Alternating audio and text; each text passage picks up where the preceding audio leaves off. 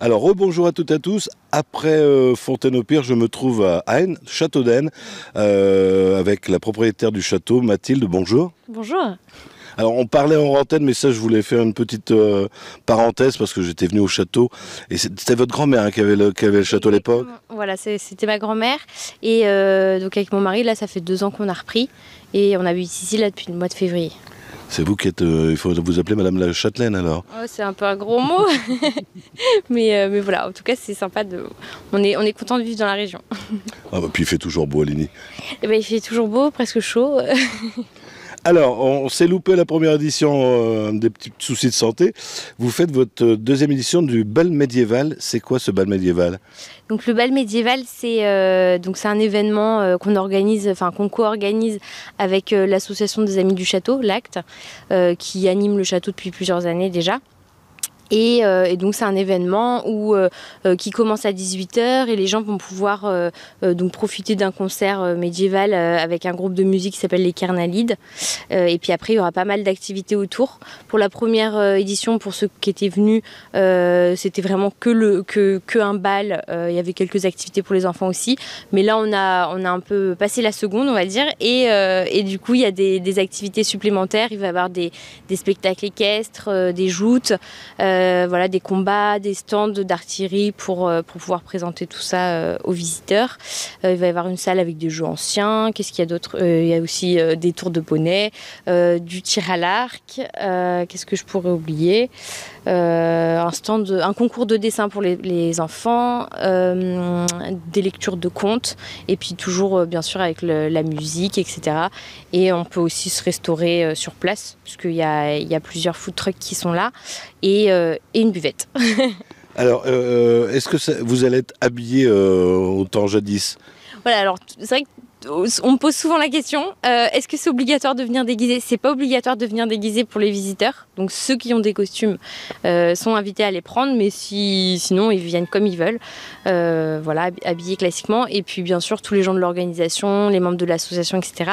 Nous on sera costumés pour mettre un peu dans l'ambiance, quoi. Alors c'est ce 17 septembre, je présume que c'est payant. Alors voilà, c'est donc l'entrée pour les adultes c'est 6 €, pour les enfants c'est 4 € et c'est enfants moins de 12 ans, 4 € et c'est gratuit pour les enfants de moins de 6 ans. D'accord, Voilà. On peut venir en famille alors. Voilà, exactement. L'idée, c'est familial, en groupe d'amis, voilà, un peu pour tout le monde, pour tous les âges, il y en a pour tous les goûts. Alors, il me semble que ce week-end-là, c'est aussi les Journées du patrimoine. Non ? Voilà, exactement. Alors, ça fait un week-end un peu chargé pour nous. Du coup, le samedi, comme il y a le bal médiéval, du coup, on n'ouvre pas pendant la journée pour les visites. Mais en revanche, ceux qui veulent venir visiter le château, ils peuvent revenir le dimanche à partir de 14h. Et là, c'est ouvert au public largement, sans réservation et c'est gratuit. Alors à l'époque on visitait, est-ce qu'il y a eu des restaurations faites dans le château ? Parce qu'il y a une paire d'années que je ne suis pas venu. Alors là, sur ces 2 dernières années, en tout cas depuis qu'on est là, il y a eu pas mal de rénovations. Enfin, le plus gros morceau, donc on a refait le toit là, de la façade Beaufremet qui est derrière nous, voilà. Il y a 1 an. On a rénové une ancienne bergerie qui sert du coup de salle d'exposition et qui du coup sera ouverte le samedi ce sera la salle où il y aura les jeux anciens. Qu'est-ce qu'on a fait d'autre ? Après, c'est beaucoup de travaux de structure dans les écuries, les murs qui s'affaissent, etc. On a fait un gîte aussi. On a créé un gîte. Qu'est-ce qu'on a fait d'autre ? J'oublie. Hein, mais Vous avez fait on a fait les jardins. Enfin voilà, on améliore un peu les choses. Après, c'est beaucoup des travaux de structure sur la toiture, les gouttières, sur les murs qui menaçaient un peu. Voilà. Donc, c'est pas forcément que des travaux visibles, mais ils sont néanmoins importants et puis prioritaires puisque c'est ça qui maintient la structure et voilà, et qui permettra au château de tenir encore un paquet d'années. Ouais. C'est pas trop dur d'avoir repris justement le château parce que vous êtes très jeune ? Ouais. Bah c'est pas de tout repos, hein. On va pas se le cacher, mais non c'est un super projet, on est hyper contents. En plus, on est bien soutenus. On sent qu'il y a un attrait aussi pour le lieu. Les gens, quand on organise un événement, les gens sont au rendez-vous. Donc ça motive en tout cas et on est hyper contents. En plus, il va faire beau ce week-end, il paraît. Eh ben, j'espère. On croise les doigts, pour le moment, ça se maintient. Donc, Alors, je pense qu'on a fait le tour. Si vous avez... je vous laisse le mot de la fin. C'est vous qui allez inciter les gens à venir le 17 ici, au Château d'Aisne. Oh là là.